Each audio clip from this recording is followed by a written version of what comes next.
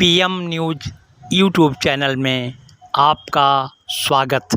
नमस्कार और स्वागत है आपका हमारे विशेष बुलेटिन में। आज हम बात करेंगे पूर्वांचल, विशेषकर वाराणसी में निजी स्कूलों की बढ़ती भूमिका और उनसे जुड़े विभिन्न पहलुओं पर। पिछले 5 वर्षों के आंकड़ों पर आधारित एक विस्तृत शोध रिपोर्ट सामने आई है जो इन स्कूलों की फीस, सुविधाओं, शिक्षा की गुणवत्ता, छात्रों के अनुभव और शिक्षकों के सहयोग पर प्रकाश डालती है। पूर्वांचल, जो पूर्वी उत्तर प्रदेश का एक महत्वपूर्ण हिस्सा है, शिक्षा के क्षेत्र में तेजी से बदल रहा है। माता पिता अपने बच्चों के लिए बेहतर शिक्षा की उम्मीद में निजी स्कूलों की ओर रुख कर रहे हैं, लेकिन क्या ये स्कूल अपनी उम्मीदों पर खरे उतर रहे हैं? आइए जानते हैं।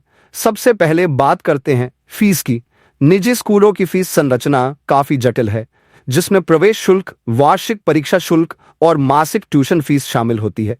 उदाहरण के लिए वाराणसी के द गुरुकुलम जैसे स्कूलों में वार्षिक फीस 71,500 रुपए से लेकर 1,20,000 रुपए तक हो सकती है। वहीं डालिम, सनबीम और दिल्ली पब्लिक स्कूल जैसे अन्य स्कूलों में भी फीस अलग अलग कक्षाओं के लिए हजारों रुपए मासिक तक जाती है।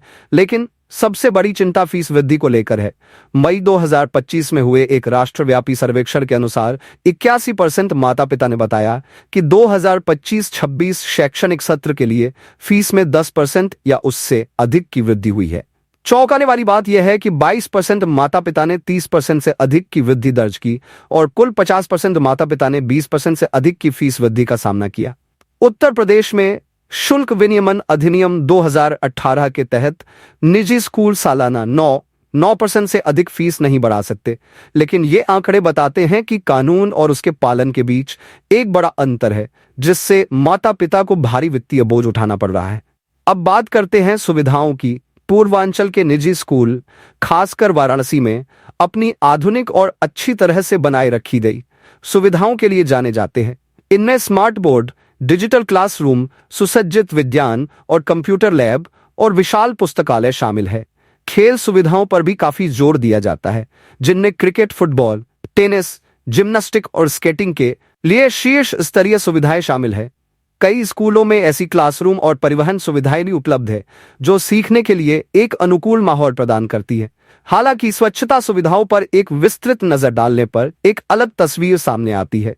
2022 के एक अध्ययन के अनुसार वाराणसी के स्कूलों में, जिनमें निजी संस्थान भी शामिल थे, केवल आधे स्कूलों में लड़कों के लिए पर्याप्त शौचालय थे और लड़कियों के लिए 60% में। साबुन के साथ हाथ धोने की सुविधा केवल 10% स्कूलों में पर्याप्त थी। इसके अलावा 30% स्कूलों में तरल अपशिष्ट और 40% का निपटान अस्वच्छ पाया गया।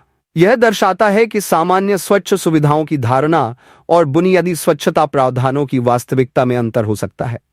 शिक्षा की गुणवत्ता के मामले में निजी स्कूलों को अक्सर गुणवत्तापूर्ण शिक्षा और विशेषज्ञ संकाय के लिए सराहा जाता है। ये स्कूल समग्र विकास पर जोर देते हैं, जिसमें व्यावहारिक कौशल, आलोचनात्मक सोच और रचनात्मकता को बढ़ावा देना शामिल है। शिक्षक अक्सर बेहतर योग्य और प्रशिक्षित होते हैं और छात्रों को संलग्न करने के लिए अभिनव शिक्षण विधियों का उपयोग करते हैं।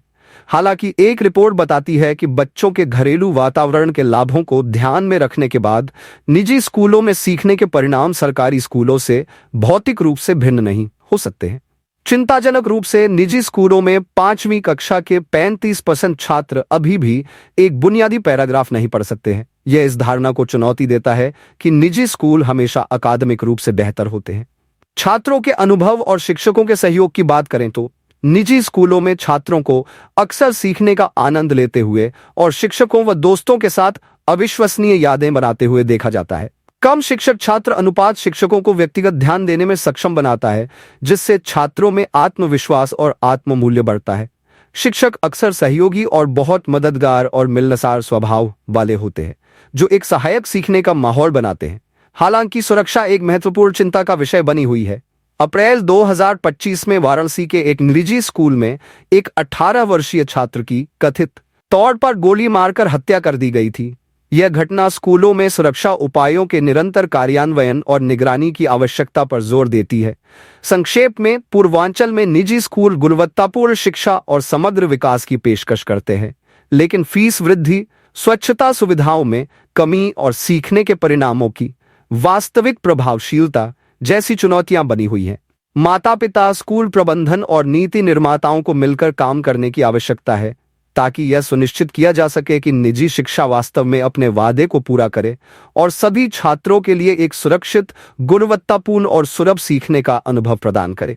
इस विस्तृत रिपोर्ट के साथ मैं आपसे विदा लेता हूं। नमस्कार। आपसे विनम्र अनुरोध है, निवेदन है कि आप हमारे इस पीएम न्यूज़ यूट्यूब चैनल को लाइक करेंगे, सब्सक्राइब करेंगे, शेयर करेंगे।